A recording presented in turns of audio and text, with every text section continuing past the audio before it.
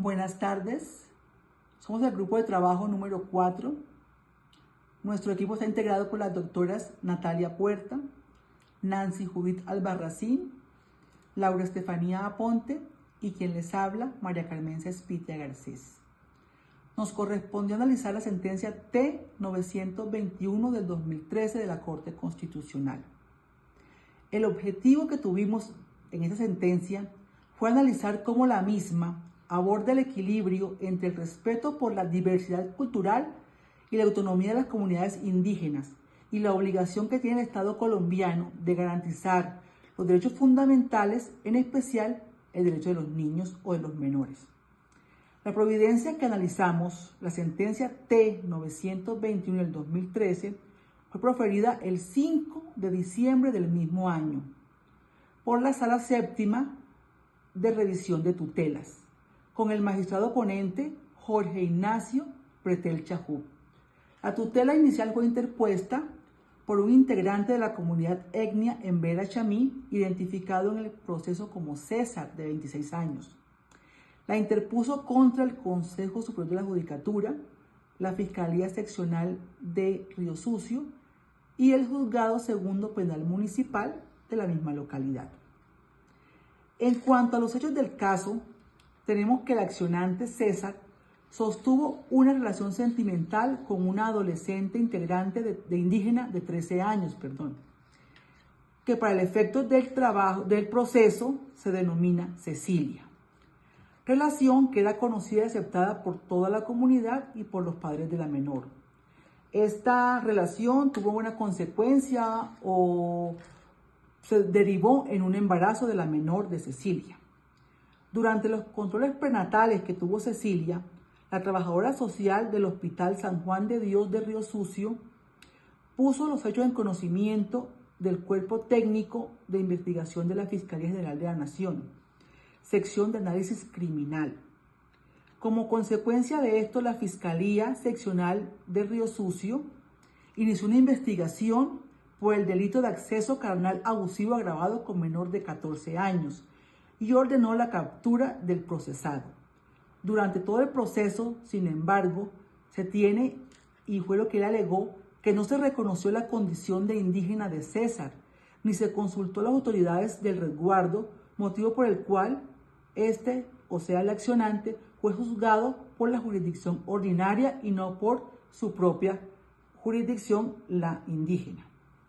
Los antecedentes muestran en esta sentencia que el accionante interpuso una tutela alegando vulneración de sus derechos fundamentales, pues sostenía que debía ser juzgado por las autoridades regionales propias de su resguardo San Lorenzo, bajo el fuero indígena, previsto en el artículo 246 de la Constitución. Fue así como de este modo la Corte Constitucional asumió el caso en sede de revisión y el debate central fue cómo armonizar la jurisdicción especial indígena con la protección del interés superior de un menor. Para regular o para guiar nuestra presentación, queremos dejar planteados desde esta presentación algunos interrogantes que iremos resolviendo a lo largo de la exposición. Por ejemplo, el primero, ¿debe siempre primar la jurisdicción indígena cuando los hechos ocurren dentro de una comunidad, incluso si hay una menor de edad involucrada? ¿Hasta dónde llega la autonomía de los pueblos indígenas frente a los límites que impone la Constitución y los derechos humanos? ¿Cómo armonizar el respeto por la diversidad cultural con la obligación estatal de proteger a los niños, niñas y adolescentes?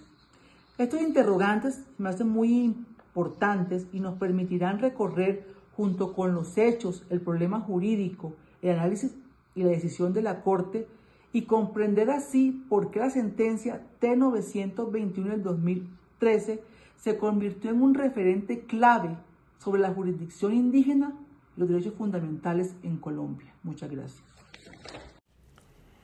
Buenas noches, yo soy Ana Natalia Puerta y soy estudiante de la especialización. Habiendo escuchado ya a mi compañera, la doctora María Espitia, sobre el contexto de la sentencia T-921 del 2013, procederé entonces a exponer el análisis jurídico de la sentencia Y en primer lugar, pues voy a determinar el problema jurídico resuelto por la Corte y en segundo lugar, el fondo de la decisión. Y por último, pues daré unas conclusiones que se desprendieron del análisis realizado por la Corte en la sentencia citada. Bien, así las cosas, entonces inicio con el problema jurídico.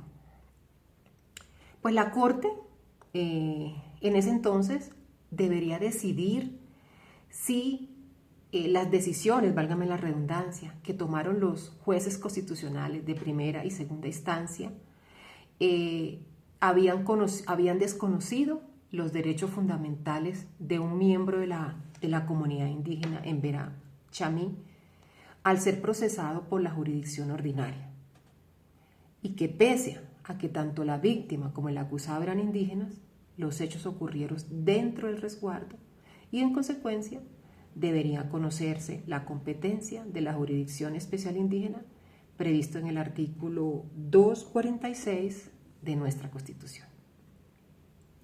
Así las cosas, la Corte tomó 5 razones expresas para tomar su decisión en relación al problema. Primero fue el reconocimiento del fuero indígena. La Corte recordó que el fuero indígena o el fuero de las comunidades indígenas se activa cuando concurren 4 elementos a saber. El primero es el elemento personal. El segundo es el institucional. El tercero, el territorial. Y el último sería el objetivo. La Corte consideró que para el caso específico en estudio concurrían todos los casos, es decir, el reconocimiento del fuero indígena estaba dado en esos 4 elementos fundamentales que cita la Corte. En segundo, la razón de la decisión de la Corte estaba relacionada con los límites de la jurisdicción indígena. La Corte dijo que la autonomía de las comunidades no es absoluta. No podía desconocerse en ese entonces derechos fundamentales y que se deberían respetar el debido proceso y que no se podían permitir prácticas contrarias a la dignidad humana. Seguidamente, la Corte, en su tercer razón de decisión, habló de un interés superior del menor y dijo que el principio exige garantizar el desarrollo integral del niño, protegerlo frente a riesgos prohibidos y también aseguró que debería propiciarse un ambiente familiar apto para el niño o la niña. Y dijo, este deber vincula tanto a las autoridades ordinarias como a los indígenas. Bien, la cuarta decisión valorada por la Corte en la sentencia está relacionada con el defecto en las decisiones ordinarias. La Corte concluyó que las autoridades ordinarias incurrieron en un defecto por violación directa de la Constitución. ¿Por qué? Porque ellas ignoraron el fuero indígena y no valoraron la pertenencia cultural del procesado. A eso se refirió la Corte. Y la última decisión, la quinta, adoptada por la Corte, está relacionada con la compatibilidad entre la jurisdicción indígena y los derechos fundamentales, un equiparamiento de derechos. Y definitivamente la Corte reconoció que el fuero indígena no significa desproteger a la menor. Y dijo que la comunidad en Vera Chamí debería garantizar sus derechos bajo la cosmovisión propia de sus usos y costumbres, eso sí, siempre respetando los mínimos constitucionales. Entonces, concluye sobre las 5 razones de la decisión tomada por la Corte. Ahora bien, como decisión final, la Corte dijo que el expediente o la investigación se debería remitir a las autoridades del resguardo en Vera Chamí, es decir, dirimió la competencia y dijo que la competencia la tenía para investigar, para sancionar, para juzgar todos los hechos, lo tenía la jurisdicción indígena. Por lo tanto, remitió el caso a esas autoridades. ¿Qué más dijo la Corte? La Corte dispuso que durante todo el proceso se debería garantizar el interés superior de la menor. Y fue muy enfática en recalcar que cualquier decisión debería ser armonizada al respecto por las autoridades culturales y que la protección de los derechos de las niñas o de la niña de ese entonces deberían ser en clave de garantía de esos derechos fundamentales. Bueno, y ya por último quiero contarles, ya como cierre, quiero contarles a manera de conclusión que en el marco de esta sentencia 921, sentencia en estudio, se reafirma nuevamente que en Colombia, que Colombia es un estado pluriétnico, es un estado multicultural y que la justicia indígena debe ser respetada sobre todo, incluso en aquellos casos penales graves como el que ocurrió, que es un caso de un acto sexual con una niña de 13 años. Frente a estos casos graves también debe ser competencia de la jurisdicción indígena. Bueno, también fue enfática en decir que siempre y cuando estos procesos se garanticen bajo todo el respeto de los derechos humanos y que debe prevalecer este núcleo fundamental humano, especialmente en garantía o en clave de garantía de derechos, prevaleciendo los niños y las niñas. Muchísimas gracias a la docente, ofrezco disculpas por no ser tan clara la imagen, pero ya es tarde de la noche y eso es poco tiempo que tuve para preparar esta exposición. Muchísimas gracias y buenas noches. Respecto a la pregunta de alcance de la jurisdicción indígena dentro de la sentencia T921 de 2013, podemos indicar que en primer lugar la Corte reconoció el fuero penal indígena. Esto quiere decir que cuando se cumplen los 4 elementos de manera coordinada, como es el personal, el territorial, el institucional y el objetivo, los asuntos deben ser conocidos por la jurisdicción indígena. En el caso analizado, todos estos requisitos se cumplieron, por lo que pues debía adelantarse el proceso penal frente al resguardo indígena de San Lorenzo. La Corte también resaltó la importancia de la autonomía normativa de los pueblos indígenas, así como la autonomía procedimental de los mismos, lo que a ellos les permite juzgar a sus propios miembros conforme a sus costumbres y de acuerdo a su cosmovisión, siempre y cuando se respete la Constitución y los derechos fundamentales como lo son a la vida, a la integridad, al debido proceso y a la dignidad. Además, la Corte lo que hizo fue recordar que las decisiones indígenas son obligatorias para las autoridades ordinarias. Esto significa que tanto los jueces como el IMPEC debían respetarlas e incluso incluir la cosmovisión indígena, aun cuando se trata de temas de privación de la libertad. Finalmente, la Corte destacó que la protección de menores indígenas debe garantizarse bajo un enfoque diferencial y que se deben conciliar el interés superior del menor con la preservación de la identidad cultural de la comunidad indígena. Respecto a la segunda pregunta de las tensiones que hay entre autonomía indígena y derechos fundamentales, la Corte evidenció 2 grandes tensiones. La primera es entre la autonomía jurisdiccional y la protección reforzada de los derechos de los menores. Aunque la comunidad tiene derecho a juzgar a sus propios miembros, también debe asegurar que los niños reciban una protección efectiva frente a delitos sexuales.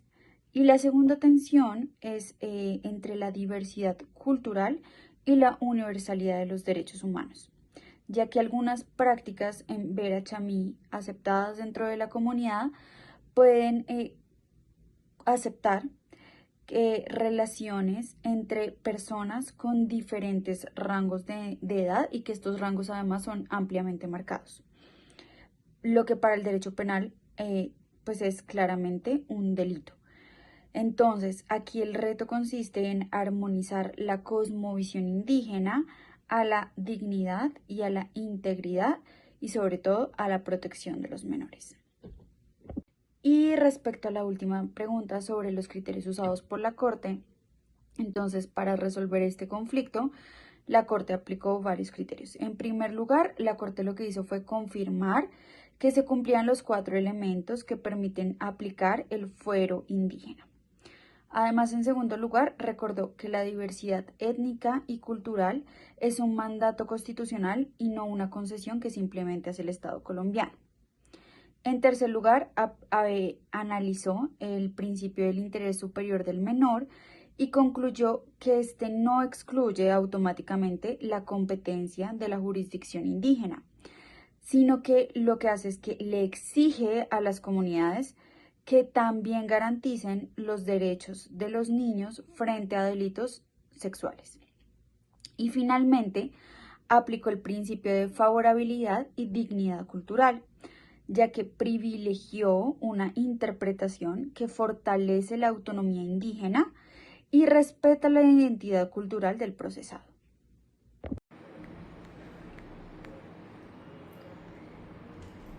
Buenas tardes, mi nombre es Nancy Judith Albarracín Rodríguez y hoy vamos a hablar sobre la sentencia T921 de 2013. Hoy voy a hablar sobre el impacto de la sentencia 921 de 2013 en las comunidades indígenas y el sistema jurídico nacional y cómo con esta decisión se fortalece o se limita la jurisdicción indígena. Efectivamente, el impacto de esta decisión podemos mirarlo desde diferentes aristas. Un impacto en la decisión, tanto en las comunidades indígenas y otro desde la legislación nacional ordinaria. En principio, miremos el impacto en las comunidades indígenas.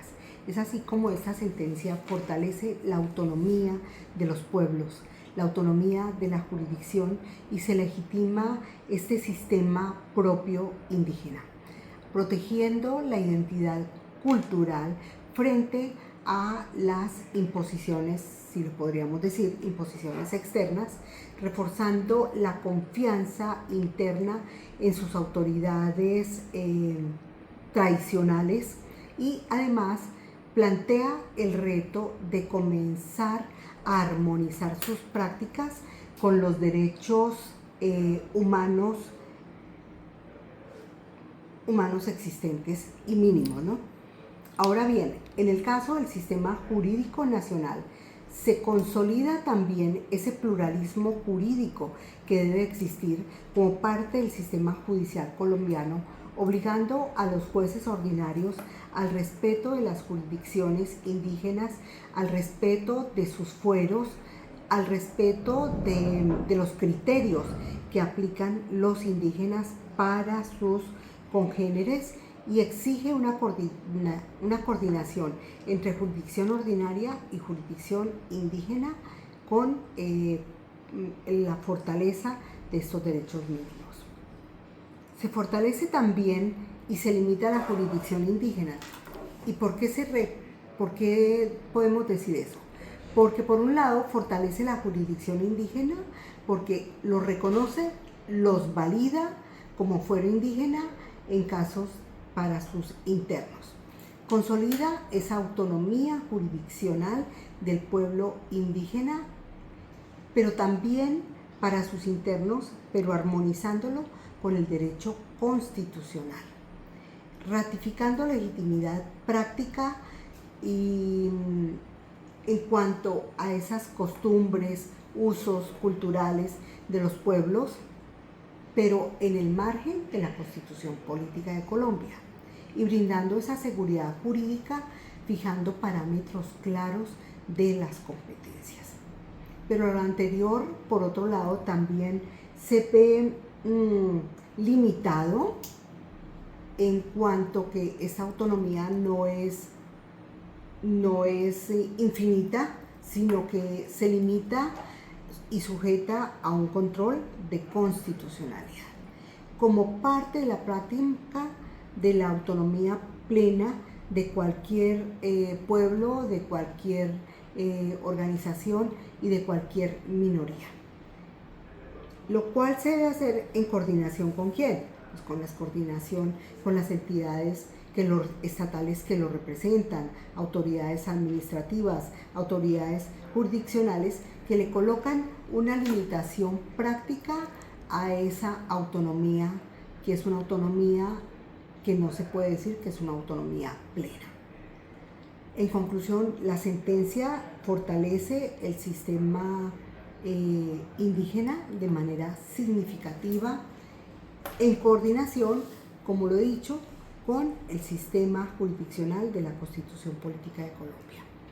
Esta sentencia se constituye en un hito en el reconocimiento a ese pluralismo jurídico, en reconocimiento al modo de autodeterminación de los pueblos, en reconocimiento a que así hayan usos, prácticas jurisdiccionales propias de los pueblos, tienen que enmarcarse de todas formas en el respeto mínimo de los derechos humanos, como es el caso que nos ocupa, que entra la Corte Constitucional a regular y a proteger derechos de los menores.